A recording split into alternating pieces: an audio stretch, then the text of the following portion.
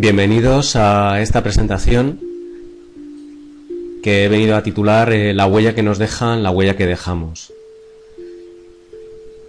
Para empezar, me gustaría plantear una propuesta, compartir, en cierto modo, este camino en la cual podamos mirar a nuestra infancia en todo lo que resta de charla.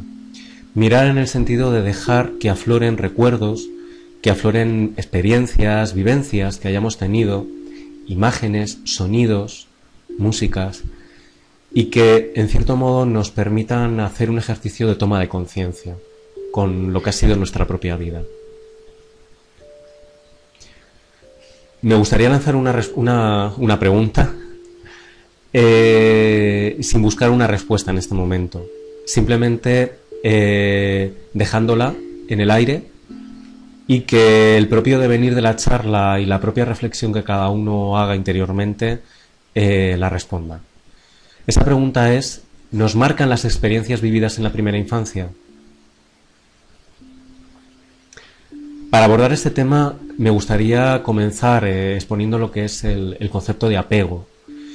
Apego, que es un concepto, una idea que fue desarrollada principalmente por John Bowlby y Mary Ainsworth en la segunda mitad del siglo XX y que marca en gran medida la comprensión del desarrollo socioemocional en el niño. Se entiende por apego un proceso psicosocial que se refiere al vínculo, esto es lo importante, vínculo emocional, profundo y duradero que conecta a dos individuos en espacio y tiempo, de modo que un individuo consigue seguridad a partir del contacto físico y psicológico con la figura de apego, con su figura de referencia. Estamos hablando, por tanto, de una forma de relacionarse en la que el vínculo emocional es intenso, profundo y prolongado en el tiempo y cuya principal, podemos decir, recompensa va a ser esa sensación de seguridad que confiere al individuo.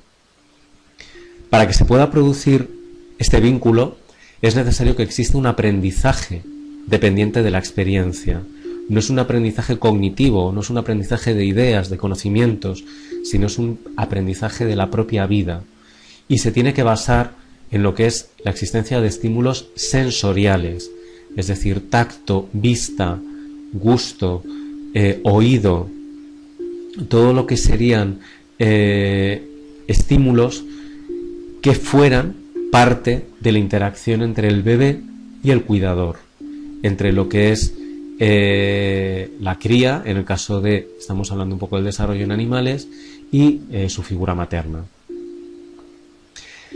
Es necesario tener en cuenta que el vínculo entre madre y bebé constituye uno de los más fuertes, es decir, es uno de los tipos de relaciones humanas más intensas y fuertes que se puede dar entre los mamíferos, hasta el punto que cómo haya sido ese vínculo va a condicionar en gran medida cómo nos relacionamos en la vida adulta con otros sujetos. Por tanto, es muy importante tener esa toma de conciencia de cómo fue nuestra propia infancia y si ya tenemos niños a cargo en nuestra vida, cómo está siendo la relación que estamos estableciendo con ellos. Los bebés humanos y los de otras especies buscan la proximidad, es algo que lo hacemos de forma innata, y buscan mantener ese contacto con el cuidador a pesar de la calidad del cuidado que reciban.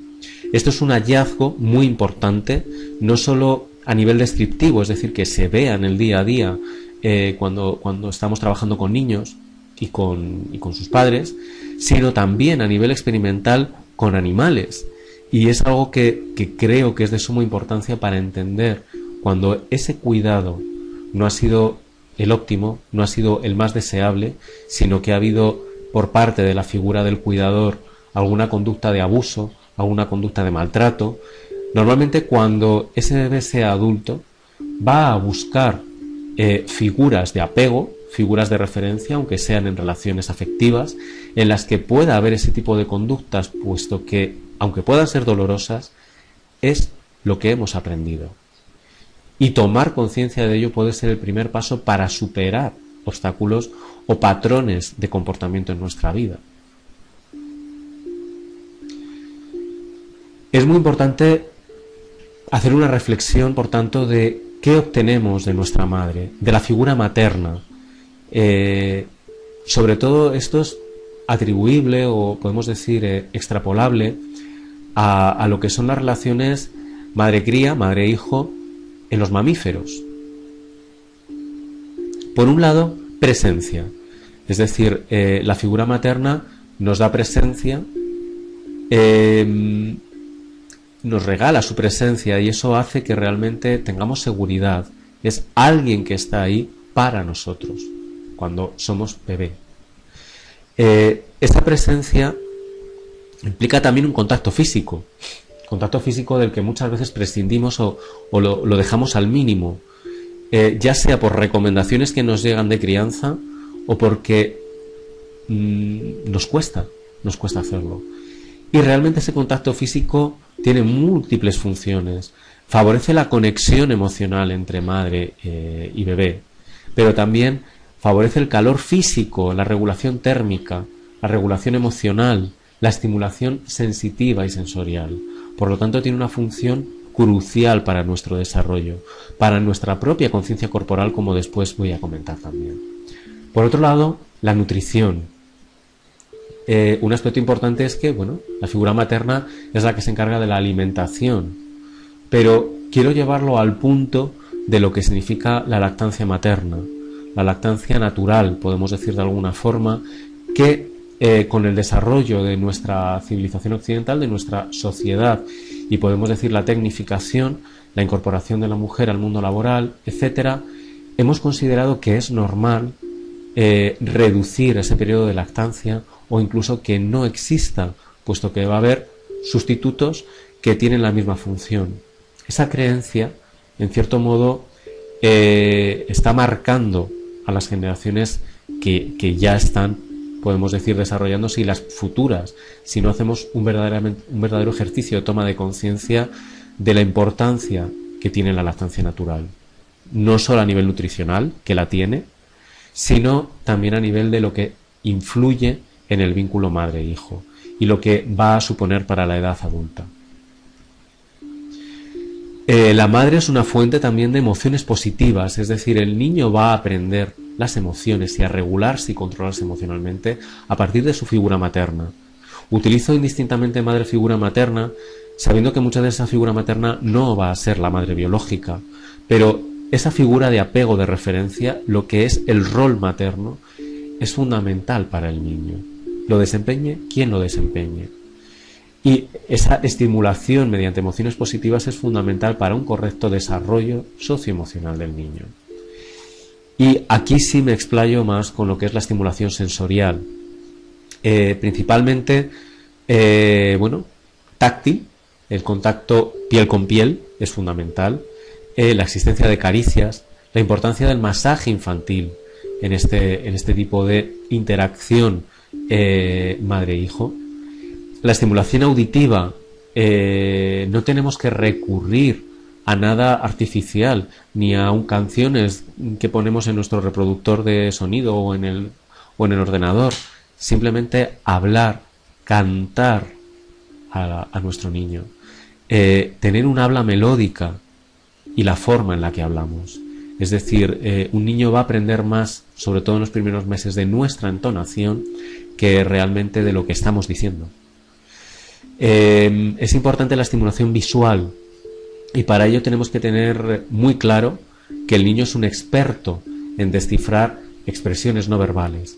Nuestro lenguaje facial, poder decir al niño te quiero y estar poniendo una cara inexpresiva, lo que estamos creando es un conflicto en el niño, puesto que él entiende principalmente lo no verbal. Y por otro lado, el contacto visual que busca continuamente y que nosotros como adultos en gran medida rehuimos, y que creo que eso es un hecho que nos debería hacer reflexionar de qué fue nuestra propia infancia o qué ha sido nuestra propia vida para que como adultos nos agobie, por decirlo de alguna forma más cercana, ese contacto visual. El niño es demandante y el niño es natural, es espontáneo, es auténtico. con lo cual, ¿qué hemos perdido de nuestra esencia por el camino que nos impide conectar de estas formas con los niños? Es algo, creo, que reflexionar. Por otro lado, tenemos lo que es la estimulación olfativa, algo muy importante también en los niños, aunque es cierto que en el ser humano está menos desarrollado que en otros mamíferos. Pero en los seres humanos reconocemos olores, y los niños especialmente. Y el olor materno es fundamental. Y por otro lado, la estimulación gustativa, muy relacionada con la cuestión de la lactancia materna, que comentaba antes, o con el tema de mordisquear y probarlo todo a través de la boca, que forma parte de la etapa de exploración del niño. Me gustaría destacar en este punto las investigaciones llevadas a cabo por un psicólogo norteamericano, Edward Tronick, especialmente en relación al desarrollo socioemocional en las etapas tempranas de la vida, y con un experimento suyo que es muy reconocido en todo el mundo de la psicología infantil, que es el experimento de Still Face o cara neutra. Este experimento se basa en grabar, por decirlo de alguna forma, la interacción entre una madre y su niño de meses, normalmente de menos de un año, grabar lo que sería y recoger lo que sería una interacción, podemos decir, deseable, con una madre sonriendo, con ese habla melódica que comentaba, con esa visión ojo-ojo, contacto ocular directo, y de repente que la madre se gire y cuando vuelva a mirar al niño, que le mire con una cara inexpresiva y de forma, podemos decir, alejada emocionalmente del crío. En este sentido, lo que va a ocurrir es que el niño va a reaccionar llamando la atención de la madre. Normalmente va a patalear, va a emitir sonidos, va a mirar, va a hacer gestos, va a intentar jugar, que es lo que realmente busca el niño. Y cuando no recibe respuesta, va a entrar en un momento de estrés importante, va a llorar, va a patalear, va a poder tener reacciones más violentas y agresivas, y esto lo que denota realmente es la importancia de la conexión para el niño.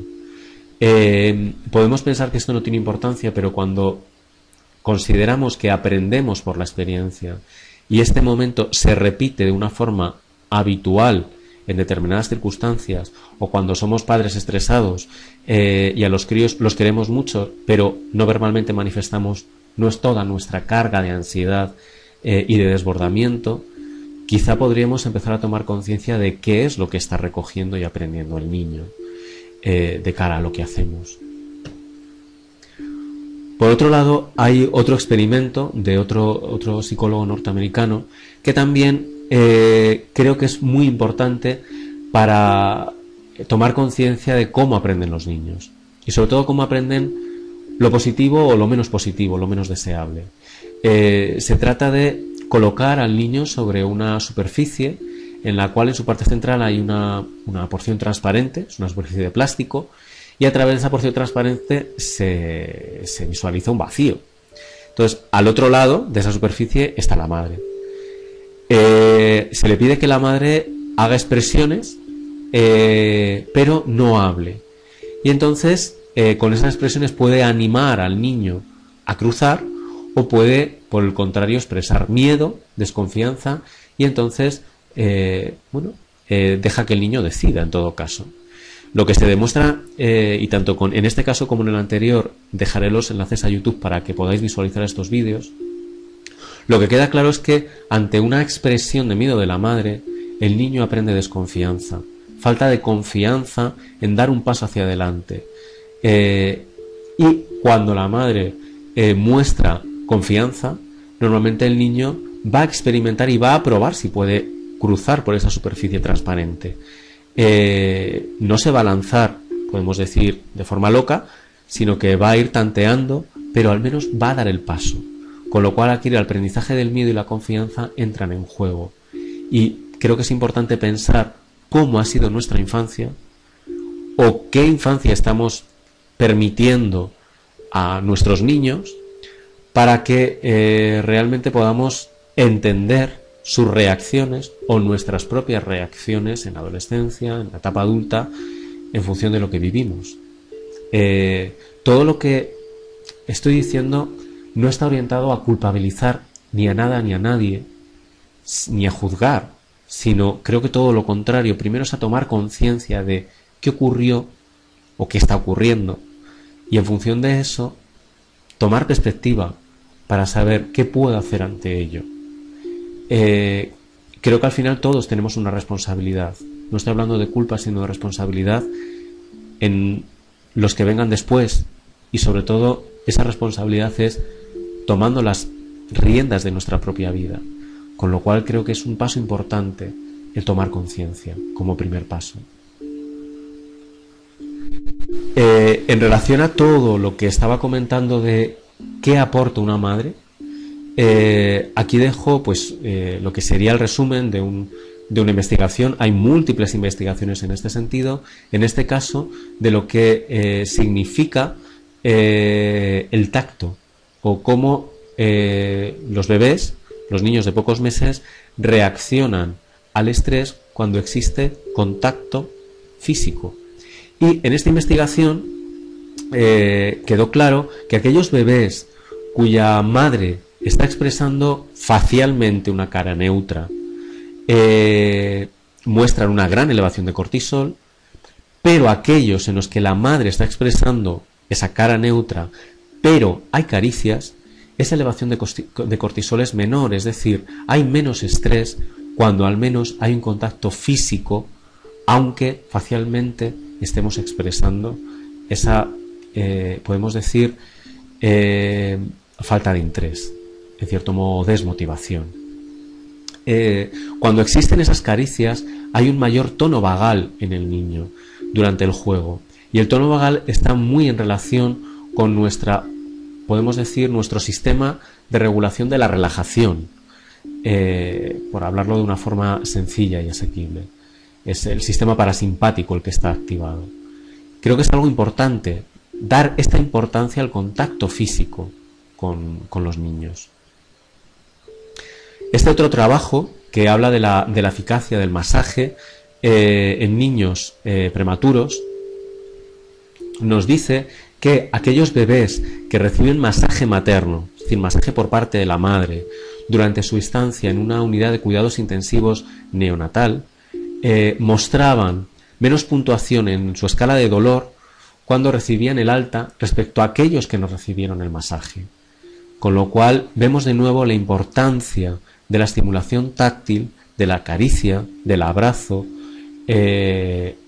para regular emocionalmente al niño, para regular la respuesta del estrés al niño y para regular el estado de salud del niño. Sobre todo en estos casos, en niños que han nacido antes del fin, podemos decir, deseable de la gestación, o que están teniendo dificultades en sus primeros momentos de vida. Por otro lado, en un seguimiento a largo plazo de estos niños, se vio que aquellos que recibían masajes tenían puntuaciones mayores a nivel cognitivo al cabo de 12 meses. Y lo que se está demostrando en otros estudios es que esa estimulación táctil favorece el desarrollo del cerebro, puesto que aumenta nuestra conciencia corporal, es decir, es el aprendizaje de nuestro cuerpo gracias a la estimulación externa. Y creo que son hallazgos muy a tener en cuenta para aplicarlos en nuestro día a día, o también, como siempre digo, para evaluar cómo fue nuestra infancia. ¿Nos sentimos arropados físicamente de niños? ¿Nos sentimos acariciados, abrazados? Creo que es algo a tener en cuenta. Y siempre creo que desde una postura abierta, sin juicio. Por lo menos en un principio. Después, todo proceso implica... creo que de toma de conciencia implica después un afloramiento de emociones y de recuerdos que será necesario colocar de una forma serena, pero dejando que afloren, por supuesto. De todo lo dicho, destaco principalmente dos aspectos. Uno, que es la importancia de la sensibilidad de la figura materna. Me refiero a sensibilidad como la capacidad de captar aquello que le está ocurriendo al niño, y por tanto la capacidad de conectar realmente con el niño. Y por otro lado, la intrusividad. en el sentido de la capacidad que tiene la figura materna de dejar hacer al niño y de dejarle ser. Podemos ser muy sensibles a lo que le ocurre al niño, pero tener una conducta, podemos decir, de coacción o de sobreprotección, o de marcar que sí y que no, sin dejar margen a la creatividad y a la exploración por parte del niño. Y en ese sentido tampoco estaríamos haciendo ningún favor a ese niño para que aprenda a regularse. El niño puede tomar sus propias decisiones sabiendo que hay una figura materna detrás que lo sabe, que le respalda y que realmente va a aceptar haga lo que haga. Si eso ocurre en las primeras etapas de vida, la autorregulación, cuando lleguen momentos más avanzados, pues, durante la etapa de los 6 a los 8 años o después de la adolescencia, habrá aprendido ese niño a autorregularse porque habrá tenido margen para su propia toma de decisiones y de su propia toma de significado de la realidad. Lo mismo, ¿qué nos sucede a nosotros de niños? Para poder comenzar a abordar el tema del estrés en las primeras etapas de la vida, me gustaría hacer un breve resumen de cómo a nivel fisiológico y anatómico se manifiesta o se regula ese estrés. Para ello voy a hablar 2 pinceladas de lo que es el eje hipotálamo hipofisario suprarrenal. En principio tenemos lo que sería nuestro eje, una parte importante del cerebro, un órgano que es el hipotálamo, que se encarga de muchas funciones a nivel de regulación de funciones vitales, pero una de las principales es la regulación hormonal. Normalmente va a liberar hormonas, una de ellas factores liberadores, que van a influir directamente sobre otro órgano fundamental del cerebro, que es la hipófisis. En nuestro caso nos interesa la parte anterior de la hipófisis, que va a secretar una hormona que es la ACTH. La ACTH, la hormona adrenocorticotropa, se va a liberar a la sangre y va a llegar a la corteza suprarrenal, que es la parte externa de las glándulas suprarrenales. Son 2 órganos colocados sobre nuestros riñones. Y esa corteza suprarrenal bilateral es la que va a sintetizar el cortisol. El cortisol es una hormona que es la que nos va a ayudar a reaccionar en situaciones de estrés. Normalmente su elevación nos facilita que exista mayor cantidad de glucosa en la sangre. La glucosa es nuestro combustible a nivel energético y va a facilitar la adaptación del organismo a una respuesta o de ataque o de huida. Podemos extrapolarla a lo que ocurriría en animales. Es decir, es la hormona fundamental en este caso. Ahora bien, también está la adrenalina por otro lado. Podemos decir que una elevación crónica del cortisol puede tener efectos no demasiado agradables o no demasiado beneficiosos para nuestro organismo. Y es ahí donde se encuentra el problema. La elevación crónica del estrés por una desadaptación al mismo o por una exposición continua a situaciones que alteran este equilibrio que tenemos en nuestro cuerpo. ¿Por qué puede estresarse un bebé? Es importante tener esta idea en mente.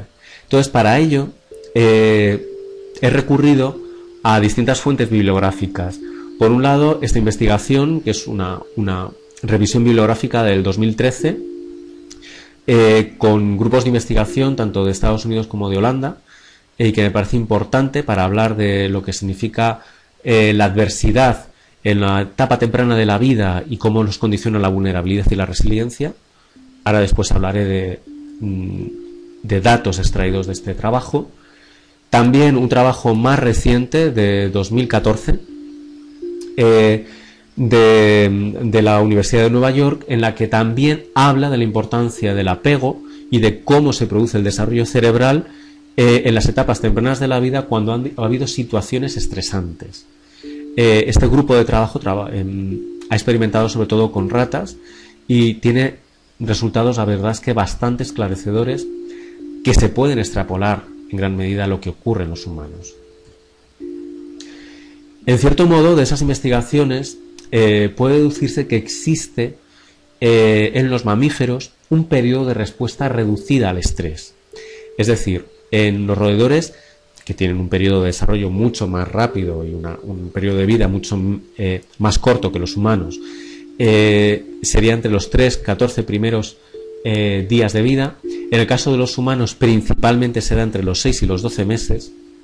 Existe una atenuación, es decir, una menor elevación de los niveles de corticoides cuando se produce una exposición a factores estresantes. ¿Esto qué quiere decir? Que ante una situación que en otras etapas de la vida dispara el cortisol, en esta etapa de primeros meses de vida, en el caso de los seres humanos, lo que se produce es una elevación, pero inferior a la esperada.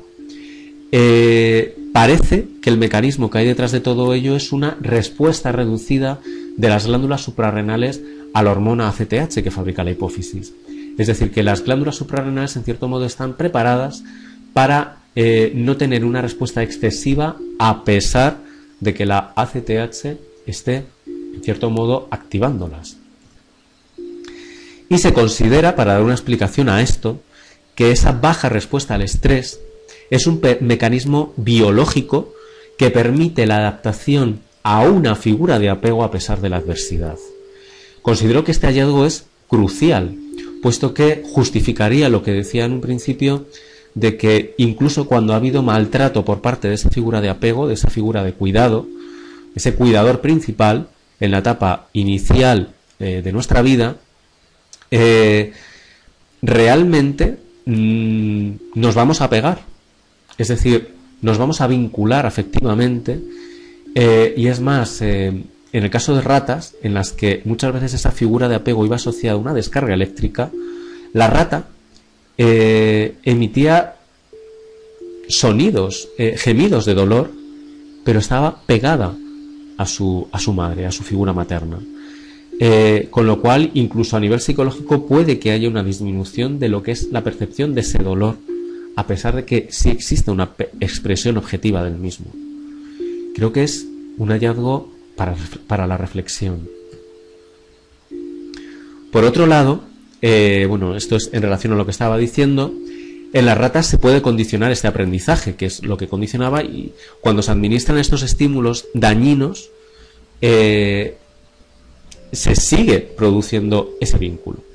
Y por lo tanto, el bebé rata aprende a aproximarse a su figura materna a pesar de emitir señales de dolor.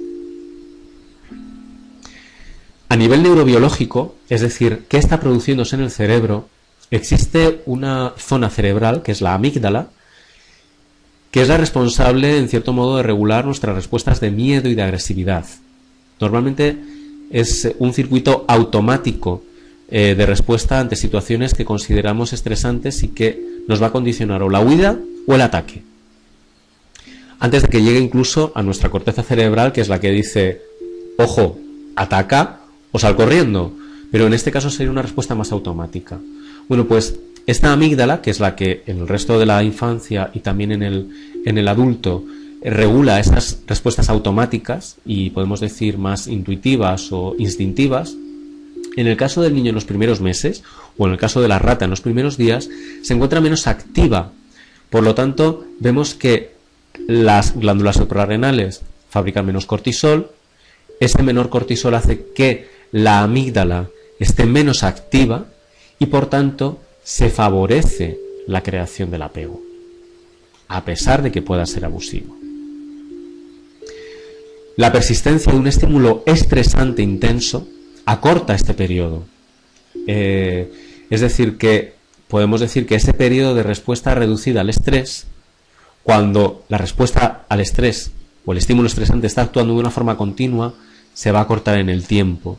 Eso va a hacer que la amígdala finalmente sí termine activándose en todo su esplendor, por decirlo de alguna forma, y por tanto el hecho de que la amígdala actúe de forma intensa demasiado temprano va a interferir en el desarrollo normal de los circuitos cerebrales, con lo cual vemos que existe una respuesta estructural en nuestro cerebro frente a esas esos estímulos estresantes que estamos teniendo y por tanto va a condicionar posteriormente el desarrollo del niño y nuestras conductas como adultos. Creo que también es otro punto importante a tener en cuenta. ¿Qué ocurre ante la ausencia materna? En los roedores se ha visto que cuando esta ausencia es prolongada y se entiende como tal superior a 8 horas, aumenta el nivel basal y estimulado de corticoides. El aumento del nivel basal quiere decir que incluso en situaciones en las que posteriormente pueda estar la madre o en situaciones en las que no hay un estímulo estresante por sí mismo, ya existe un nivel mayor de cortisol en estos ratones o en ratas también respecto al que habría en caso de que no se hubieran producido esos periodos de ausencia materna. Por otro lado, también se ha visto que cuando existe alimentación, aunque no sea proporcionada por la madre, y estimulación táctil durante este periodo de separación, esa respuesta al estrés va a estar amortiguada, con lo cual volvemos a destacar la importancia de la estimulación táctil y también de la alimentación, pero muy importante la estimulación táctil para sobrellevar todo lo que es la respuesta al estrés. Por otro lado, cuando hay repetición de estas separaciones prolongadas, se mantiene el nivel de alerta en cuanto al nivel de cortisol, pero no aumenta el nivel basal de cortisol, es decir, que va habiendo una habituación relativa, una adaptación a la situación. Por lo tanto, en los periodos en los que está la madre, el cortisol tiende a normalizarse, en los periodos en los que hay separación se tiende a elevar de nuevo como respuesta al estrés. Esta elevación, cuando es algo continuado, influye en la amígdala y se repite lo que decíamos antes. Cuando se somete a roedores y a monos a una separación de corta duración, previsible, de forma periódica, junto a una conducta cercana de la madre en los momentos en los que hay contacto, vemos que, en cierto modo, la respuesta está atenuada en el caso del bebé, en el caso de las crías, y por tanto va a aumentar posteriormente el rendimiento en tareas cognitivas, se va a reducir la ansiedad y también se va a reducir la respuesta hormonal. Esto parece ir en línea con lo que es la teoría de inoculación del estrés, es decir, de ir adaptando poco a poco y compensándolo con una fuerte presencia materna aquellos periodos en los que la madre no pueda estar, o que en los periodos de adaptación a guarderías o en los periodos en los que se va alargando esa separación de la madre. Lo que es importante es que cuando esté no sea una figura materna estresada y desconectada de ese bebé, sino todo lo contrario, es decir, que verdaderamente exista un refuerzo de todo aquello que no ha existido en ese periodo de separación y que haya mucho contacto físico. Ese contacto físico es crucial. Por otro lado, el entorno social es un mediador importante en la respuesta al estrés, de tal forma que cuando la madre no está, el estrés va a ir aumentando de forma progresiva en las siguientes situaciones. Si no está, pero si se queda en el hogar, en lo que el bebé percibe como hogar con sus hermanos, pues aumenta el estrés, pero va a estar atenuado. Si por otro lado va a estar en el hogar, pero se quedan solos, va a ir aumentando mucho más. Y sobre todo cuando se queda con sujetos que no son familiares, es donde, al menos en animales, en experimentos con animales, se produce el mayor grado de estrés. Es decir, que ya no solo es sentirme solo, sino que encima hay figuras externas extrañas que también implican una nueva adaptación. Con lo cual, este hecho de cara a lo que es la habituación a nuevas figuras de cuidado que no son la madre, es muy importante tenerlo en cuenta para que exista esa creación progresiva de un vínculo. El entorno social, por tanto, es un mediador del grado en el que se van a producir alteraciones cognitivas y emocionales en la etapa adulta, en el caso de las ratas que han sido sometidas a separación. Y esto es algo muy importante que en los humanos, en cierto modo, también se está comprobando. En el caso de los monos, Es verdad que varía en función de la especie, pero en general el aumento de cortisol del que hablábamos anteriormente tras la separación continúa incluso después de las 80 separaciones.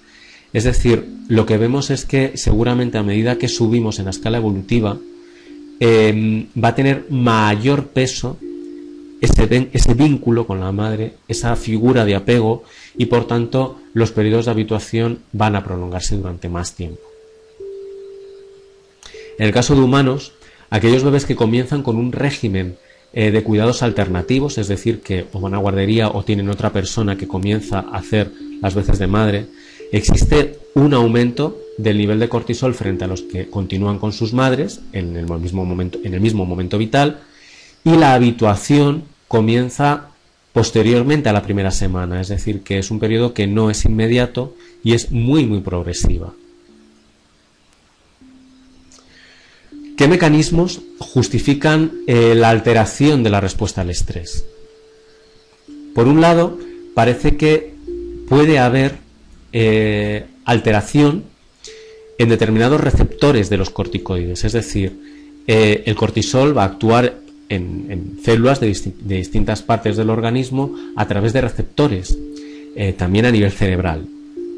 Y se ha demostrado que en ratas existe y en humanos parece que también van las líneas en ese sentido, los hallazgos, es que puede haber alteraciones epigenéticas. Esto quiere decir alteraciones en genes que son los que regulan esos receptores. Sé que esta es una explicación más compleja, pero esa alteración epigenética quiere decir que puede ser transmisible de generación en generación, pero es reversible. Es decir, que las circunstancias ambientales pueden cambiarla. Y por tanto es un elemento en el cual vemos que el aprendizaje de cómo aprendemos a reaccionar ante el estrés es modificable, pero podemos venir ya, por decirlo de alguna forma, de fábrica con esa forma, puesto que se ha ido transmitiendo de generación en generación. Esto hablaremos posteriormente también algo más de ello. Aquí lo hacía alusión a ello para recalcar que las alteraciones epigenéticas no son mutaciones, no son alteraciones, podemos decir, en la secuencia genética del ADN, sino son ligeras modificaciones químicas reversibles que pueden transmitirse, pero que también circunstancias ambientales pueden eliminar. Con lo cual tenemos un factor positivo. Aquí expongo un trabajo también muy interesante que se hizo, por un lado en animales, y un experimento análogo, no el mismo, pero parecido, en humanos, para ver los efectos sobre la función de la amígdala, que era algo que ya decimos también antes. Entonces se veía que aquellos roedores sometidos a una situación experimental traumática en los primeros días de su vida, y niños que se habían criado al comienzo de su vida en orfanato, pero que luego a los pocos días o meses, es decir, en una etapa muy temprana, habían sido adoptados, mostraban un patrón de activación similar de la amígdala, que decíamos antes de que es una amígdala que tiende a activarse antes de lo que debería haberse activado, y que condiciona la respuesta en etapas posteriores, en el caso de los niños a los 8, 9, 10 años, frente a estímulos amenazantes y de miedo. Hay una respuesta automática mucho mayor que en aquellos niños en los que no ha existido esa situación traumática en momentos tempranos de la vida. Y por tanto, aquí es donde, de nuevo, pensamos hasta qué punto es modificable esa amígdala, y en ello está centrándose en la investigación en este momento. ¿Es posible un efecto transgeneracional en nuestras vidas? Es decir, que se transmita de generación en generación, o incluso que se salte en generaciones y podamos tener un efecto sobre nuestra forma de ser o sobre nuestro estado de salud. Pues realmente sí. Lo que hablaba antes, la epigenética, es una rama dentro de la genética que estudia todo esto. Aquí pongo esta revisión, que es del año 2014. Todas estas referencias bibliográficas, si queréis acceder a ellas, me podéis contactar a través de correo electrónico y yo os envío el PDF, porque creo que son interesantes. Están todas en inglés, es investigación que no está traducida al español, pero sobre todo para tener un marco de referencia creo que es importante partir de ello. En este trabajo se habla de que existen evidencias a estas alturas de influencia de rasgos de carácter metabólico, es decir, de la predisposición a diabetes, a problemas cardiovasculares, a problemas o rasgos cognitivos en generaciones que no son continuas. Se ha estudiado sobre todo la influencia de abuelos a nietos, que no son atribuibles a variaciones genéticas comunes, es decir, a mutaciones o a polimorfismos, que se habla normalmente en este ámbito de esta forma, ni a rasgos culturales o educativos, y que se están analizando, como decía antes, bajo el enfoque de la epigenética. Existe controversia respecto a la metodología de estudio más adecuada de todo ello, ya que es complejo. Hay que tener datos, podemos decir, exhaustivos de distintas generaciones. Pero se habla, los científicos en este campo hablan de abrir la mente para proponer estrategias más adecuadas. En este sentido, sobre todo cuando empecé a indagar en este ámbito, me vino a la mente la metodología de constelaciones familiares o la terapia sistémica, pero especialmente las constelaciones familiares. Si no habéis oído hablar, bueno, pues lo dejo ahí dicho para que podáis investigar, pero normalmente busca lo que es la recreación simbólica de relaciones entre distintos miembros de la familia, incluso en generaciones muy distantes, y cómo visualizar esos hechos en cierto modo pueden conectar con algo que esté profundo. Es cierto que no hay una demostración científica para las constelaciones, pero abriendo la vía de la epigenética se deja un campo de trabajo para, en cierto modo, estudiar, investigar si realmente existe esa explicación posible. Aquí dejo, sé que el trabajo no se ve bien, es una tabla que existe en el estudio de distintos hallazgos, principalmente derivados de lo que es el estudio en una zona del norte de Suecia, en Överkalix, que fue donde finales de los 90, principios de la década de los 2000, se empezó a estudiar todo este tipo de cuestiones. Y sobre todo fue en aquella zona, perdón, como veis estoy acatarrado, fue en esta zona donde contaban con registros exhaustivos de factores ambientales, sobre todo de cosechas de trigo, periodos de hambruna, condiciones climáticas y muchos datos a nivel demográfico, también de registros de nacimiento, de función, de enfermedad, en una zona donde además había, podemos decir, poca mezcla a nivel, poca heterogeneidad genética, con lo cual eran poblaciones bastante estables en ese sentido. Los principales hallazgos están saliendo de este foco de investigación y creo que es importante tenerlo en cuenta como parte de lo que somos, o de cómo somos, más bien de lo que somos. Creo que somos mucho más de aquello en cómo nos manifestamos. Llegados a este punto, creo que tras esta charla, que creo que está siendo intensa, me resulta importante ya pararnos y decir, con todo esto, de forma espontánea, con todo el revoltijo que podemos llevar dentro también respecto a experiencias propias, respecto a qué podemos estar haciendo con nuestros niños, con los que vienen después de nosotros, cómo podemos tomar conciencia de todo esto, o de qué forma puedo empezar a colocar aquello que ha ido aflorando. Aquí voy a tener un enfoque bastante subjetivo, en el sentido de que hay múltiples metodologías. La psicología va a enfocarlo normalmente desde un punto de vista mucho más cognitivo. Creo que hay enfoques mucho más integradores, y yo voy a hablar de aquello con lo que he ido resonando más. Por supuesto es una visión sesgada, y por supuesto lo dejo claro, pero que creo que es útil y que sería importante a lo mejor dejar la mente abierta para conocerla. Una metodología que me parece muy útil para indagar sobre lo que fue nuestro pasado es la que propone Laura Goodman, a través de lo que ella llama biografía humana. Laura Goodman comenzó con todo lo que es el estudio de la crianza, pero se ha añadido, o sea, ha ampliado su campo de actuación a todo lo que es el propio conocimiento humano, la propia conciencia de nuestra vida.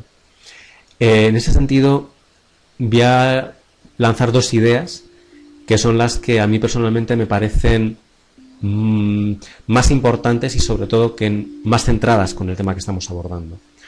Por un lado, la maternidad y en general las crisis vitales y los momentos en que nos encontramos con la responsabilidad sobre un niño nos enfrentan a nuestra propia infancia, a nuestros miedos, a nuestras incoherencias en función del personaje que nos hemos forjado.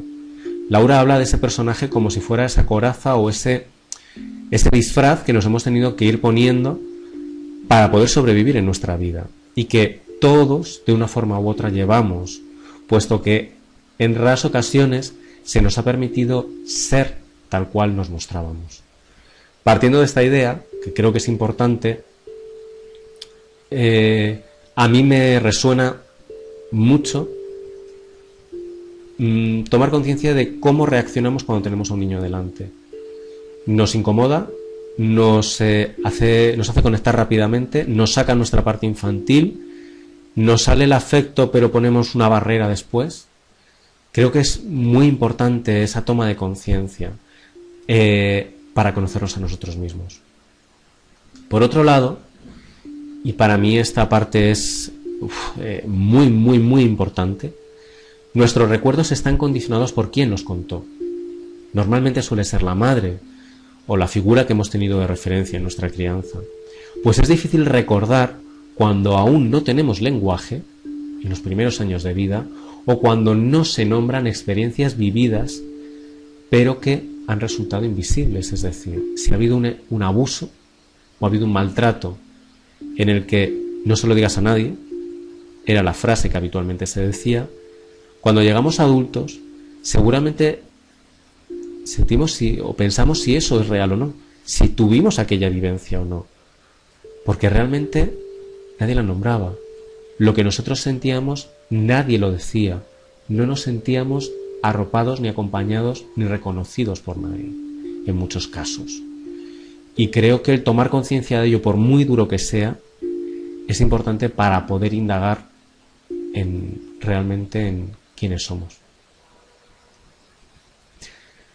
Otro enfoque que me ha parecido muy enriquecedor, quizá más a nivel teórico que a nivel práctico, es el de la terapia primal de Arthur Janov. Aquí pongo la página web de este autor, este psiquiatra norteamericano, aún vivo, tiene ahora mismo 91 años, es muy activo.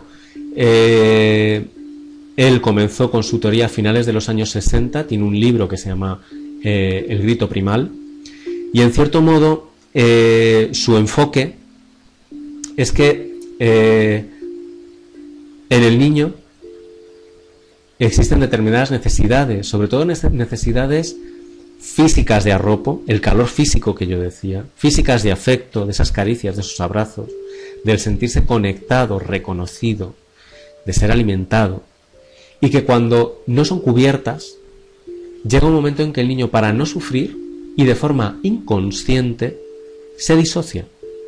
Es decir, hay una disociación entre mente, emoción y cuerpo. De esa forma deja de sentir y evita el sufrimiento. ¿Qué ocurre con ello? Que en cierto modo nos desconectamos de nuestro cuerpo, nos desconectamos de nuestras emociones y tenemos nuestra propia creencia de lo sucedido. Nuestro cuerpo reacciona y va a haber bloqueos físicos. No sabemos de dónde vienen nuestras contracturas, de dónde vienen nuestras molestias gástricas, nuestras úlceras, etcétera, etcétera. Pero ahí están.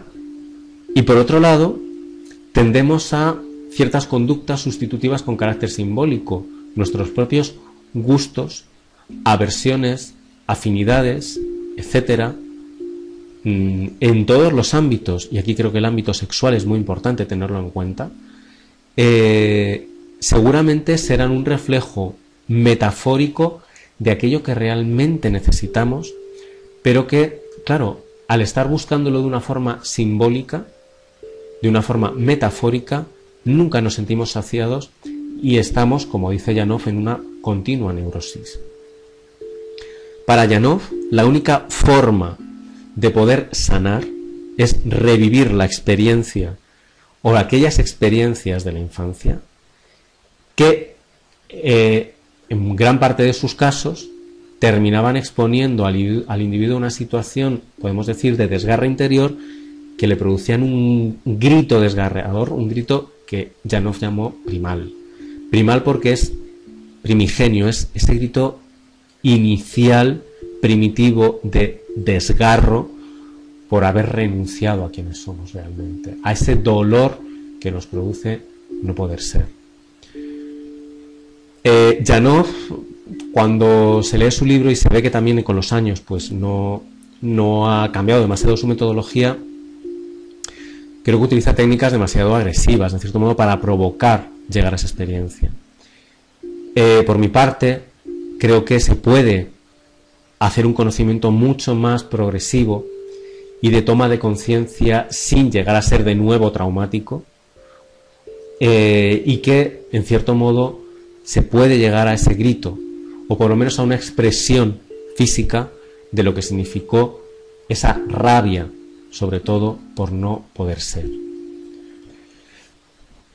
Recapitulando, y aquí es donde sí voy a poner más mi cosecha y en función de lo que realmente está siendo mi propia experiencia vital, en mi propio proceso personal y mi propia experiencia acompañando procesos de otras personas, desde el ámbito de musicoterapia y otros ámbitos también del desarrollo personal.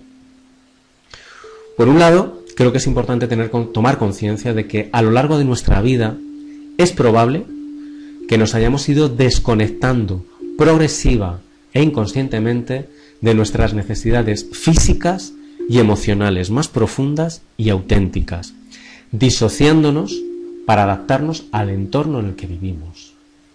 Tener conciencia de ello y permitirnos o abrirnos a pensar que puede ser así es un paso de gigante en nuestro proceso de aceptación personal, real.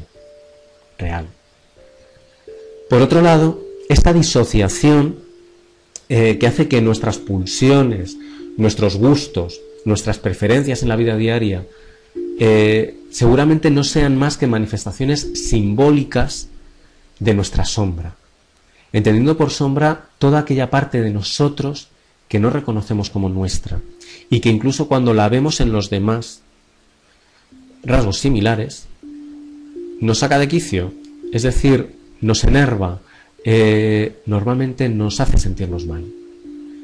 Es algo que llevamos con nosotros, si no sería algo neutro. Nuestro cuerpo acumula memoria, tenemos una memoria corporal increíble, tanto de las experiencias vividas como de lo que hemos reprimido, y nuestro cerebro acumula la memoria de las emociones asociadas a dichas experiencias. Esto es algo importante. A lo mejor un simple roce en la muñeca puede desatarnos una reacción totalmente irracional y de aversión a la persona que nos lo ha hecho. Y seguramente está conectando con algún recuerdo de memoria corporal y de memoria emocional que tengamos, quizá de etapas tan tempranas de la vida que ni lo recordemos conscientemente. Nuestro cuerpo sufre ese desdoblamiento y puede considerarse que la enfermedad es una señal de alarma ante la falta de coherencia entre las necesidades reales y las expresadas en la vida diaria. Esto es un punto importante, puesto que ya luchar contra la enfermedad es luchar contra nosotros mismos. La enfermedad, en cierto modo, es una señal, es una aliada para darnos cuenta de que quizá no podemos desdoblarnos más. Otra cuestión es si decidimos entrar en el esquema convencional, recurrir a tratamientos convencionales de fármacos, cirugías, etcétera, que no digo que no sean útiles, pero digo que por sí solos, refrán castellano, es pan para hoy y hambre para mañana. No hemos hecho un verdadero proceso interior de asimilación y de reflexión de qué está ocurriendo, y por tanto creo que ante cualquier enfermedad es importante pararnos y mirarnos. ¿Es posible desbloquear la carga emocional de las vivencias traumáticas para comenzar a fluir? La respuesta es sí. Es decir, otra cuestión es cómo. En primer lugar, creo que es fundamental aprender a observar y tomar conciencia, con perspectiva. El decir, ya sé esto, y lanzarnos es volver a seguir nuestra espiral de conductas no reflexivas. Observar y tomar conciencia es pararse, mirar, saber qué está ocurriendo y cómo estoy reaccionando, pero tener la suficiente, podemos decir, conciencia de salir un poco de mí y decir, ojo, no actúes todavía. ¿Por qué ha ocurrido esto? Y eso es importante hacerlo no solo con lo que pensamos, que estamos acostumbrados a ello, sino también con nuestros recuerdos, con nuestras sensaciones físicas y con nuestras emociones. Para sanar de forma completa, partir solo de los pensamientos, es decir, de cambiar nuestras creencias, seguramente solo va a modificar la superficie. Va a tener un efecto muy limitado. Es muy importante cambiar lo que nos decimos y qué pensamos. Pero si el fondo, si en el inconsciente existen motivos para tener esas creencias que están tan arraigadas, tarde o temprano van a aflorar, con lo cual considero que es un trabajo mucho más profundo que es el cambio de creencias. Pero es necesario. Es necesario. Desde una perspectiva más holística, más integral, incorporar la conciencia corporal y emocional al cambio de creencias, reviviendo la experiencia o las experiencias que sean necesarias y dando tiempo a su asimilación simbólica en el presente, es decir, a que en este momento, aunque tengamos una experiencia y estamos reviviendo algo que sufrimos a lo mejor con 5 o 6 años de edad, en este momento somos adultos, darle un significado, pero sabiendo lo que estaba sintiendo ese niño a nivel físico, a nivel corporal, esa emoción donde está, qué pensaba ese niño en ese momento. Viéndolo como adultos, comenzamos a hacer una asimilación real. Incluso podemos plantearnos el acompañar a ese niño de una forma simbólica, a ese niño interior que llevamos, y de esa forma poder cerrar de una forma no traumática aquello que sí lo fue. Todo ello va a abrir un camino hacia la aceptación más completa de lo vivido y de nuestra esencia.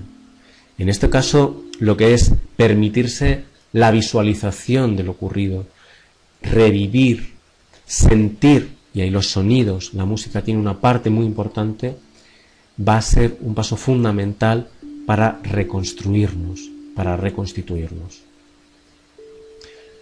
Técnicas, enfoques, pues pienso que hay multitud de ellos. No creo que haya nada perfecto. Cada persona resonará con unos enfoques y otras con otros, y también va a depender de cada momento y para qué. Yo aquí expongo algunos de los que yo considero más útiles, tanto en mi camino como aquellos que he visto también en los procesos que he acompañado. El EMDR es una técnica ampliamente reconocida en el ámbito psicológico, basada en movimiento alterno de los ojos, también en tapping, lo que es golpeteo alternativo en manos o en rodillas, a la vez que se está visualizando aquella experiencia traumática. Derivado prima hermana, podemos decir, la técnica es la EFT, también basada en tapping, en golpeteo y en la utilización de determinadas frases para hacer un cambio de creencias y también una liberación emocional. EFT viene de Emotional Freedom Techniques, técnicas de liberación emocional.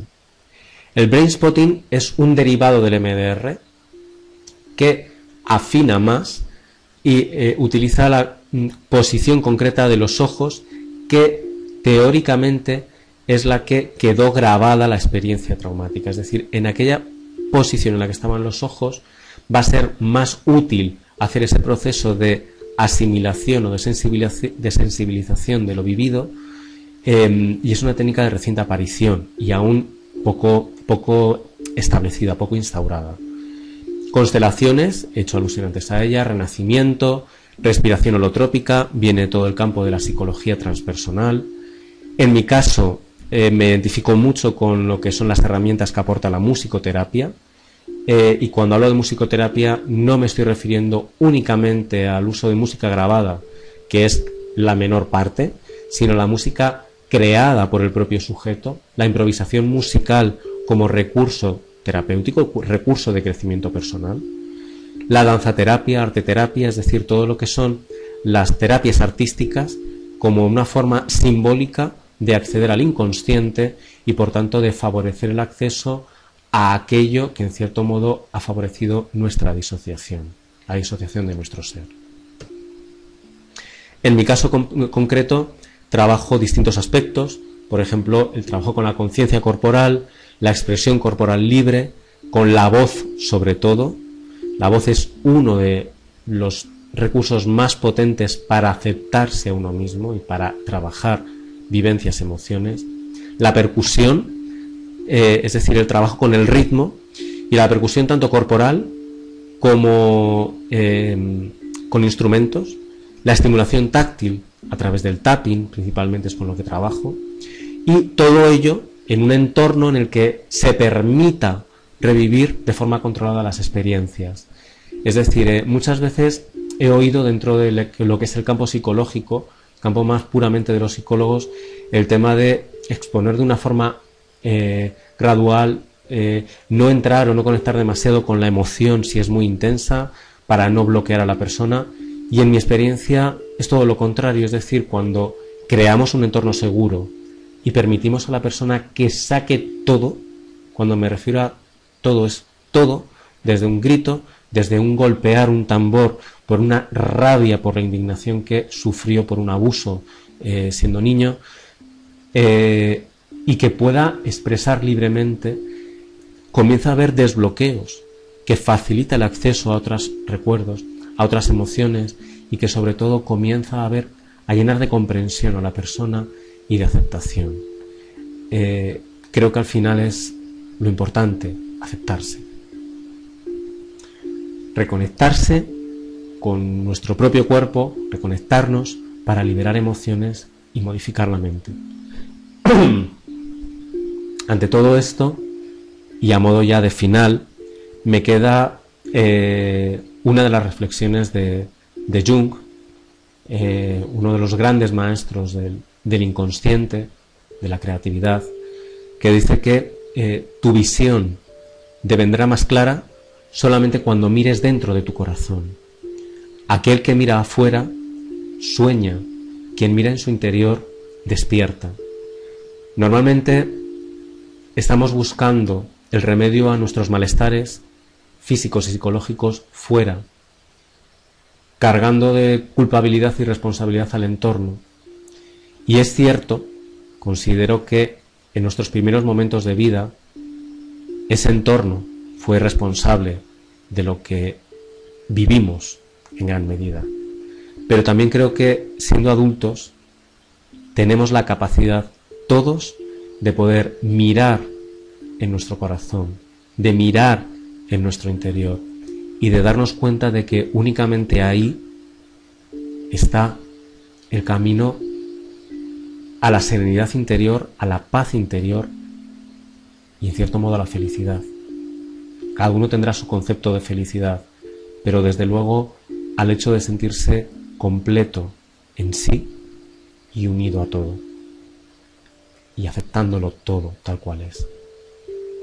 Muchas gracias por estar ahí, por haber aguantado la gran extensión de esta charla, pero como igual que estoy haciendo con el audioblog, me nacía expresar lo que está siendo mi propia experiencia vital, mi propia experiencia profesional, mi propio trabajo de búsqueda, no porque sea mío, pero creo que tiene sentido por el hecho de ser compartido, porque creo que es para todos. Y en aquello que pueda contribuir, esa es mi parte del todo. Gracias.